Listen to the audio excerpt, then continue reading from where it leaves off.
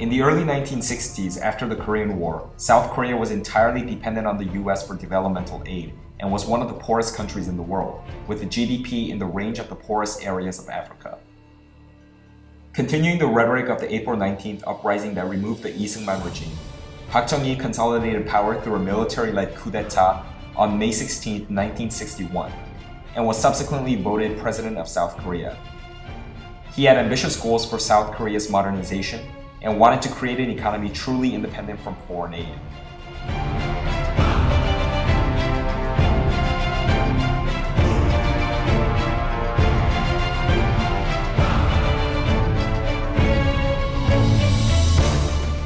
By the end of 2011, Korea's GDP per capita was higher than that of the European Union. South Korea is the only country in the world that has managed to go from being a recipient of developmental aid to being a rich country within a working lifetime.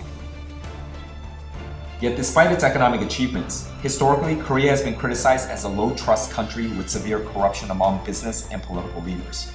And it's under this context that I examined an investigative report known as the McClory Report by the U.S. Securities and Exchange Commission on Gulf Oil Corporation's political contributions to the Democratic Republican Party in South Korea during the Park Chung-hee era. My argument is that the report was perhaps written with a Cold War agenda by the United States, in which it tries to advance the idea that corrupt practices by U.S. multinational corporations are extraordinary cases that do not reflect the ethos of liberal democracy and capitalism. The report was indeed an attempt at restoring faith in existing American institutions and showing that there was no flaw with the philosophy of liberal capitalism. The joint venture between Gulf Oil and the Korean government grew massively, and Gulf Oil began to develop a sense of commitment to Korea as an active partner in its industrial development as a capitalist nation. Furthermore, the investigation report indicates that US operatives were constantly pressing Korean leaders to create and maintain an electoral system that could serve as the basis for a stable representative government. And to do so, Korea needed money. It was under this context, the investigation claims, that Gulf made its first political contribution in 1966 of $1 million to the Democratic Republican Party. Next, the report argues that Korean politicians pressured Gulf Oil into making these corrupt contributions, even though Gulf did not want to do so, further deflecting blame from Gulf's practices.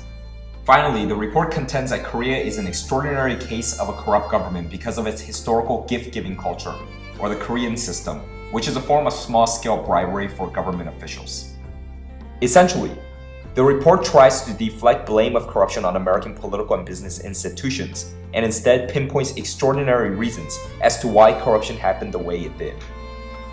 In other words, despite various corruption cases, there was nothing wrong with the democratic capitalist system, and Gulf Oil's actions abroad were only innocent acts to further democracy and capitalism. Yet despite the report's claims, I will argue that the promises of building a democracy was probably all rhetoric, and Park Chung-hee clearly recognized that democracy, in the US sense, could never work in Korea.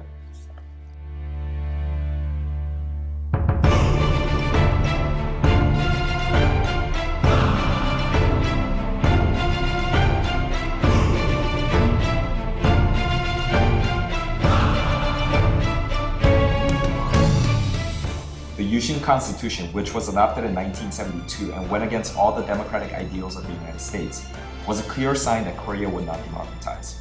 In The State, the Revolution and I, Park writes, "The United States should realize that Western-style democracy is not fit for the Korean reality. I admire America's democratic ideals and ambition and appreciate its economic aid, but it should not expect an Americanization of Korean society through the leverage of economic aid." Furthermore, Kim Byung-guk and Ezra Vogel mentioned that Park significantly favored the Japanese model over the Western model of industrialization and believed that Korea should follow a similar route.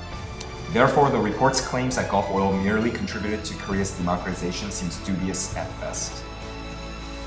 Corruption can be defined generally as the misuse of public power for private benefit, and usually includes embezzlement, bribery, nepotism, patronage, extortion, and electoral fraud.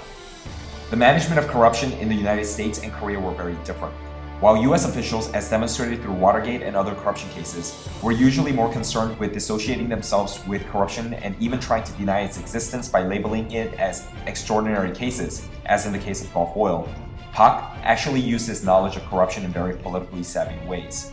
While he tolerated electoral fraud for his own re-election, for instance, he critically attacked individuals and businessmen who siphoned off state funds for private gain.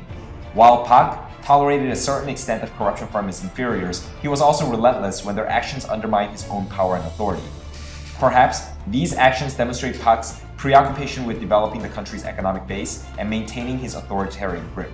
Moreover, Pak seems to have purged many people from the government on accounts of corruption, which demonstrates that corruption was a legitimate reason for becoming defaced and humiliated from politics and public view. Pak was also severely criticized for his enactment of the Yushin Constitution, which was the ultimate act of gaining immense personal power. In this sense, the US and Korea may not be as different in their attitudes towards corruption as the McCoy report suggests. Despite the report's implication that Korea was historically corrupt and different from the United States, I would argue that corruption in Korea, like the United States, was not viewed positively. Yet why did the two countries approach corruption in such different ways? First, the US's legitimacy as a nation would be undermined, especially against communism, if there were a fundamental flaw in its ideological philosophy. So explaining away its corrupt practices and deflecting blame in order to rebuild faith among its citizens seems understandable. Secondly, the structural arrangements of the two governments probably affected their approaches as well. Since Korea's judicial system was not independently powerful enough to implement checks and balances like the US model, Pak was able to foster an elaborate surveillance system that allowed him to be politically savvy by exposing the corrupt practices of competitors and inferiors when they undermined his authority. Perhaps it's the United States' tendencies to hide corruption from public view versus Pak's exposure of corruption for political advantage that has created different perceptions of corruption in these two countries.